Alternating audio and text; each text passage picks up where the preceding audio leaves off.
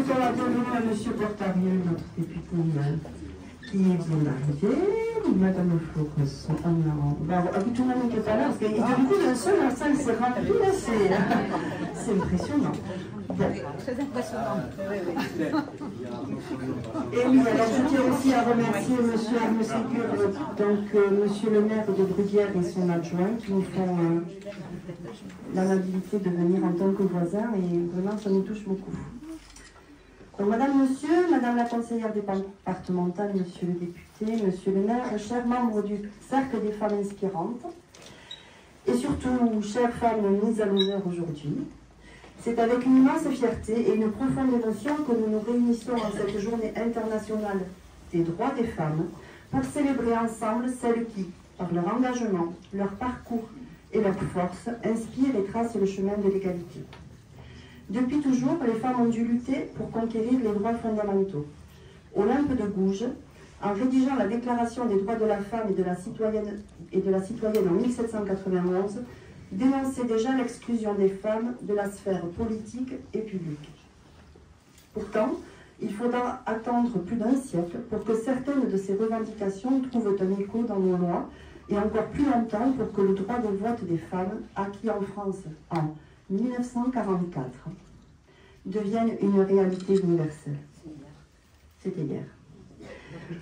Aujourd'hui, si des avancées ont été obtenues, le droit des femmes reste inégaux, fragile et dans certains pays gravement menacé. Nous assistons parfois à des régressions même là où l'égalité semblait acquise. C'est pourquoi nous devons rester vigilants et engagés, ici et ailleurs, pour défendre ces acquis et poursuivre ce combat essentiel. Dans cette dynamique, notre commune a choisi de faire de l'égalité femmes-hommes une priorité en donnant une place réelle aux femmes dans l'espace public. Cette avancée, nous la devons aussi aux hommes qui, à nos côtés, soutiennent cette cause et permettent à ces projets d'exister.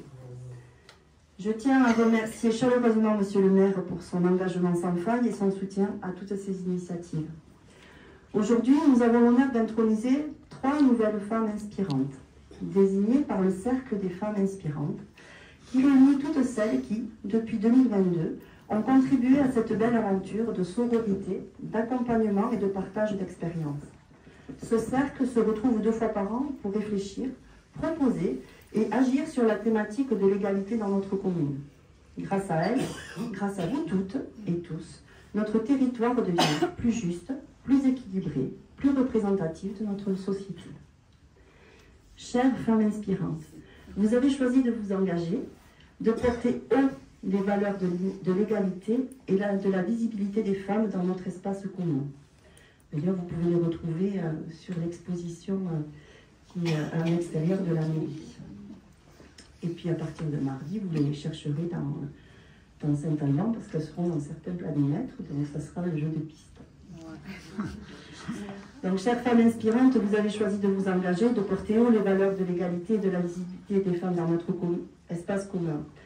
Qu'est-ce qu'être une femme inspirante en 2025? Est-ce être un symbole d'exemplarité?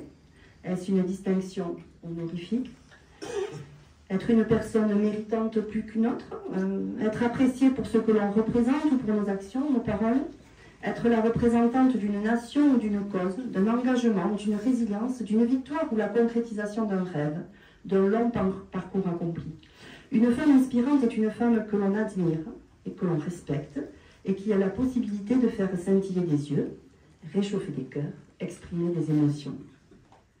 Alors aujourd'hui, en tout cas à Saint-Alban, en 2025, être une femme inspirante, c'est avoir son nom sur le mur d'un bâtiment, d'un lieu où l'on relève les défis, où l'on se dépasse, célèbre des victoires, surmonte les échecs, où l'on combat et où l'on fête, partage et savoure, tous réunis ensemble.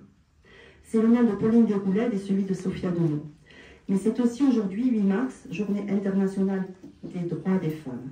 À Saint-Alban, les noms d'Isabelle, Cathy et Monia, que nous célébrons. Je ne vais pas te regarder, mais tu me Toutes 3 ont relevé des défis, donné de leur temps, partagé leurs émotions, affronté courageusement les difficultés.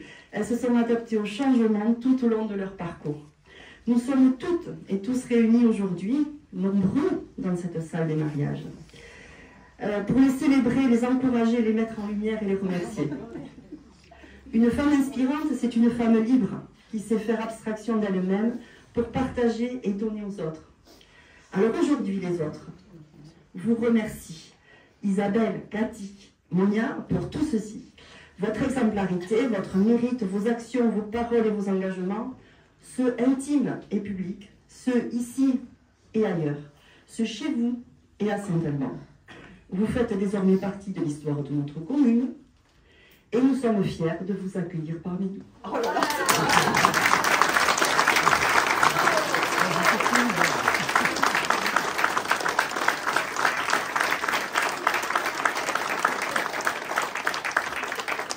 Alors, normalement, je suis censée vous donner la parole, mais je vais vous laisser souffler un petit peu. Et quand même, je voudrais vous dire un grand merci parce que vous avez accepté ce challenge et c'est pas facile.